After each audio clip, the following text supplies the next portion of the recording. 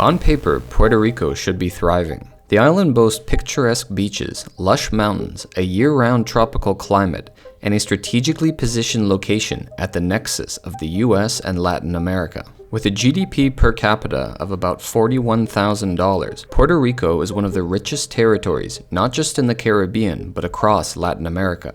However, this statistic paints an incomplete picture. In reality, Puerto Rico is facing a massive debt crisis, widespread poverty, a rapidly aging and shrinking population, brain drain, mismanagement, and rampant corruption. Although Puerto Rico is part of the United States, the island faces issues more commonly associated with the Third World. This stems from its unusual and unequal status, a relationship that is both deeply exploitative and inherently flawed. While it's part of the United States, Puerto Rico is not, in fact, a state. It's what is called an unincorporated territory. That means it exists in a perpetual limbo state, having no say on how it's governed federally, no senators voting on its behalf, no access to federal aid programs, and perhaps most egregiously, no ability to set its own monetary policy. Moreover, protectionist US laws such as the Jones Act artificially inflate the cost of goods imported into Puerto Rico, driving up the cost of living. Simultaneously, massive tax breaks for corporations allow wealthy mainlanders to operate businesses on the island virtually tax-free, driving up housing prices and pushing locals out of their neighborhoods. These phenomena have left Puerto Rico significantly poorer than the US mainland. As of 2024, the island's poverty rate stands at 39.6%, more than triple the national average of 12.7%, and more than double that of the three poorest US states, Louisiana,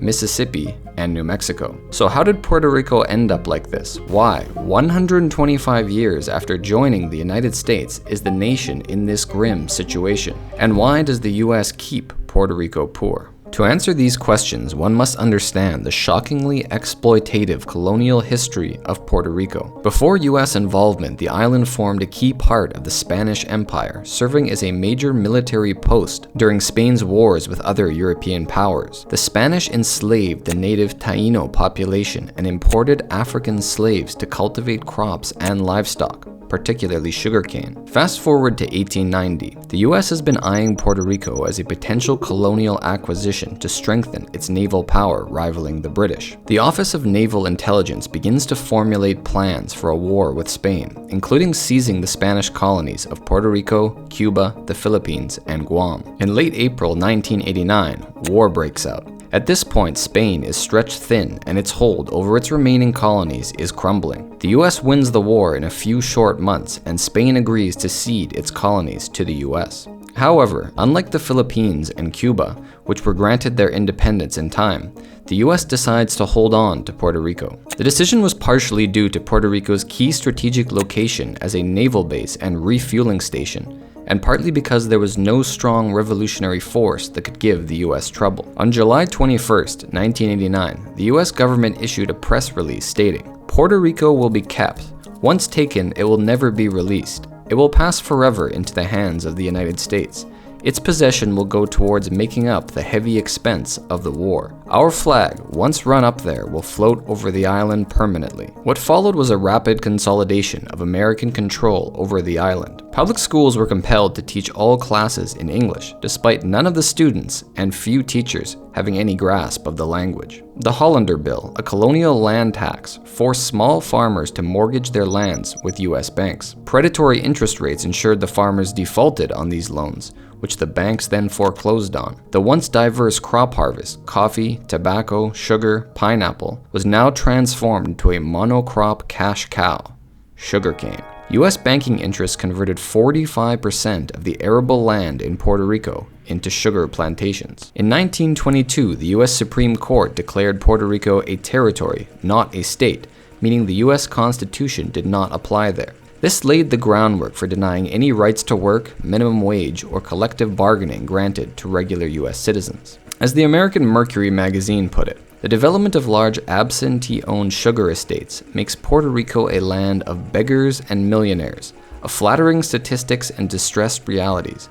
More and more, it becomes a factory worked by peons, fought over by lawyers, bossed by absent industrialists, and clerked by politicians. It is now Uncle Sam's second largest sweatshop. It was during this period that the infamous Jones Act was implemented. This act, aimed to promote and maintain a U.S. merchant marine fleet, required all goods shipped between two U.S. ports to be carried on American-made vessels owned by U.S. citizens and crewed by U.S. citizens and permanent residents. This drastically increased the cost of goods shipped to Puerto Rico from the U.S. mainland, exacerbating poverty on the island. Unsurprisingly, many Puerto Ricans didn't take kindly to the transformation of their island into Uncle Sam's sweatshop. Tired of cutting sugarcane 60 hours a week for a meager $4, roughly $88 in today's currency, Puerto Ricans banded together under the leadership of Albizu Campos, forming the Nationalist Party with the goal of complete independence from U.S. rule. The party ran for political offices, organized rallies, and initiated agricultural strikes to highlight Puerto Rico's plight to the international community. It was the latter action that got attention from the U.S. authorities. An agricultural strike led by the Nationalists paralyzed the island's sugar economy for a month and successfully doubled workers' wages to 12 cents per hour. This brought the Nationalists under a microscope, with the FBI initiating round-the-clock surveillance of the leadership, imprisoning several Nationalists, and letting loose the insular police armed with carbines, grenades, and submachine guns. Tensions reached a breaking point on Palm Sunday, March 21st, 1937, when the island witnessed the bloodiest event in its history. Nearly 300 men, women, and children, dressed in their Sunday best, gathered to watch the Nationalist parade, which had obtained permits for the event. As the event was underway, the insular police suddenly jumped into the street and demanded the crowd disperse. An argument broke out, and as the band began playing La Borinqueña, the national anthem, the crowd broke out in song and continued marching. Without warning, shots rang out from the 200 heavily armed police surrounding the march. The street became a killing zone for the next 13 minutes, with the police firing submachine guns and carbines indiscriminately into the crowd, including at children, women, and the elderly. When the smoke cleared, 19 men, 1 woman, and a 7-year-old girl lay dead, with hundreds more gravely injured. Rather than squashing the nationalist movement, the Ponce Massacre served to embolden it. It is at this point that Washington starts to get seriously worried. The government doesn't want to lose control over its military base and sugar plantation in the Caribbean, so it does what the US typically does. It sends in its intelligence apparatus. FBI agents were dispatched to surveil, infiltrate, and sabotage the Nationalists. They create hundreds of carpetas, or secret surveillance files depicting every aspect of members' lives, including friends, business interests, mistresses, debtors, creditors, school transcripts, drug habits, and more. This was used in conjunction with a network of informants to blackmail, jail, and control the movement, and instill a sense of paranoia among those with nationalist sympathies. And it worked surprisingly well. The FBI infiltrated the highest levels of the nationalist organization, and despite further bloodshed, including an assassination attempt on President Harry S. Truman, effectively ended the nationalist movement for good. This leads us to the next chapter in the Puerto Rican saga, Operation Bootstrap. Partially driven by perceived threats from the Nationalists, U.S. policymakers determined it was time to improve the squalid living conditions most Puerto Ricans endured. The rationale was simple. People are less likely to revolt when they can afford to feed their families. At the time, Puerto Ricans' living conditions were dire, even when compared to other Caribbean nations. The economy was still largely agricultural, with nearly half of the workforce employed in this sector. In 1947, the U.S. launched a transformative plan modeled after the New Deal. The goal was to modernize Puerto Rican's agrarian economy into an industrialized one. This was achieved by attracting American corporations to set up operations in Puerto Rico in exchange for substantial tax benefits and subsidies. Combined with an abundance of low-cost English-speaking workers, these incentives led to the rapid establishment of factories and the rise of an industrial working-class economy. Initially, the plan was a success. Average wages rose from $18 for men and $12 for women in 1953 to $44 and $37 respectively in 1963. Additionally, to accommodate the new industry, new roads, electrical grids, and major housing developments were built. Life expectancy on the island increased dramatically from 46 to 70, and illiteracy was largely eliminated. But this transformation came with a darker side. One aspect of Operation Bootstrap was the planned emigration of over 1/3 of Puerto Rico's population. The shift from agriculture to manufacturing created a need for fewer workers, which caused unemployment to soar in formerly agricultural rural areas. This economic dislocation led to the migration of nearly 470,000 Puerto Ricans, almost a quarter of the island's population, to the US mainland during the 1950s. And it doesn't end there. A widespread sterilization campaign, supported and encouraged by the US government, coerced and even forced women to undergo permanent sterilization. This practice became so common that at its high point, the end of the 1960s, 1/3 of Puerto Rican women had undergone la operación, as it became known, leading to the highest incidence of female sterilization in the world. The campaign was not solely about alleviating poverty and unemployment either. It was deeply rooted in eugenic ideology prevalent in the United States at the time, specifically beliefs about the inferiority of certain races and the perceived threat to Anglo-Saxon bloodlines. One of the central figures in this movement was Clarence Gamble, heir to the Procter & Gamble fortune and a founding member of the Human Betterment League, an organization that supported the forced sterilization of Black Americans. Gamble played a significant role in pushing for these sterilization procedures across Puerto Rico. This troubling chapter in Puerto Rican history has left a profound and lasting impact on the island's psyche, one that cannot and should not be forgotten. Back to Operation Bootstrap. While the plan certainly had major benefits, the lion's share of these benefits didn't accrue to Puerto Ricans. They fell into the hands of US corporations. Industrialization generated enormous profits for companies operating in Puerto Rico, but this success hinged on protectionist tax policies shielding Puerto Rico from competition. Coupled with a lack of a significant domestic industry, Puerto Rico's economy was left at the whim of economic conditions in the United States. So, when the 1973 oil embargo hit the US markets, the nation entered a period of significant economic stagnation, instability, and high unemployment. Not wanting to leave Puerto Rico totally stranded, in the mid-1970s, Congress passed Section 936, a tax provision that allowed American companies to avoid paying federal taxes on earnings generated by Puerto Rican subsidiaries. These earnings could then be repatriated back to their US-based parent firms nearly tax-free. As a result, some of the most powerful US-based companies, including Johnson & Johnson, Pfizer, Merck, Abbott, Coca-Cola, and Pepsi, flocked to Puerto Rico and established manufacturing operations. The system worked as follows. Pharmaceutical firms like Merck would set up subsidiaries in Puerto Rico, transfer patents to these subsidiaries so that patent royalties were tax-free, exploit cheap labor to manufacture products for a fraction of mainland costs, sell them back to mainland Americans, and keep nearly all of the profits tax-free.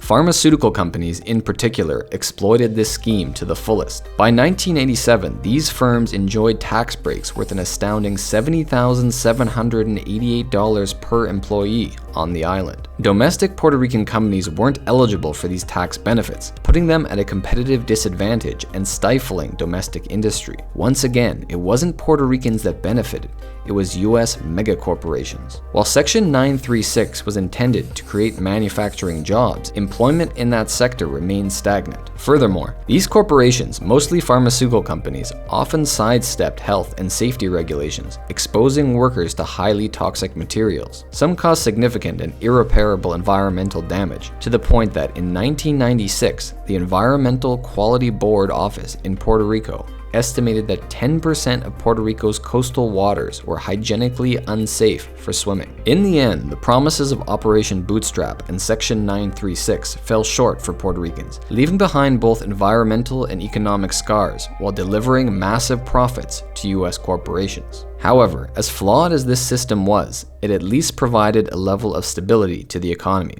This would come to a grinding halt in 1996 when President Bill Clinton decided to revoke the act over the next 10 years. What followed was an unprecedented disaster for Puerto Rico. Companies fled in droves, leading to plant closures, massive job losses, and a new wave of migration to the mainland. With jobs and workers fleeing the island, the government took on more and more debt to replace lost revenue. Couple this with the 2008 financial crisis, a collapse of Puerto Rico's economy shortly followed. By 2016, Puerto Rico's public debt had ballooned to over $70 billion, which represented an astonishing 93% of its gross national product. And as Puerto Rico is an unincorporated territory, not a state, it wasn't eligible for Chapter 9 bankruptcy protection, nor was it eligible for an IMF bailout as it's not a sovereign state. This forced the island to impose austerity measures to cut spending, laying off public workers and sending unemployment soaring. This crisis continues to ravage the island to this day,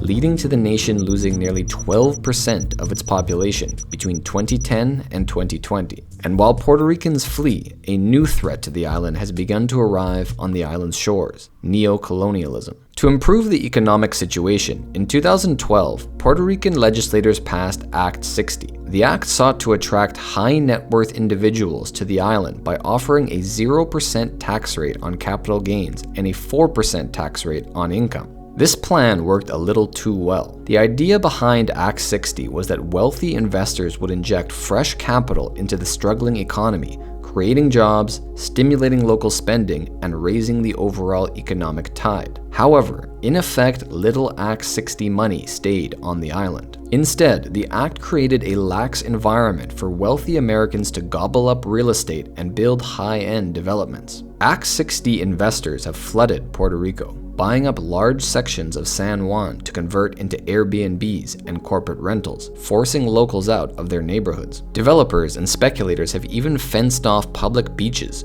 contrary to Puerto Rican law, denying locals access to their own coastline. More and more, it seems that the island is destined to become, in the words of former Governor Ricardo Rosselló, a Puerto Rico without Puerto Ricans. Due to the persistent economic hardship, young Puerto Ricans continue to flee to the mainland for economic opportunity. Meanwhile, this new wave of Act 60 investors remains largely unaffected by local economic conditions. For them, the tax benefits greatly outweigh any downsides of a weak local economy. When it comes to Puerto Rico, the same story of exploitation by wealthy outsiders seems destined to replay again and again. What is old is new again. A century ago, insider deals and predatory interest rates were used by US banks to co-opt land for sugar plantations. Today, developers and speculators are using Act 60 to transform Puerto Rico into a playground for the wealthy. And as long as the island lacks meaningful control over its own governance, it appears doomed to remain a backwater of the US empire, a pawn to be exploited by powerful external forces, while everyday Puerto Ricans are left to suffer the consequences. If you enjoyed this video, please consider subscribing and watching one of these two videos next.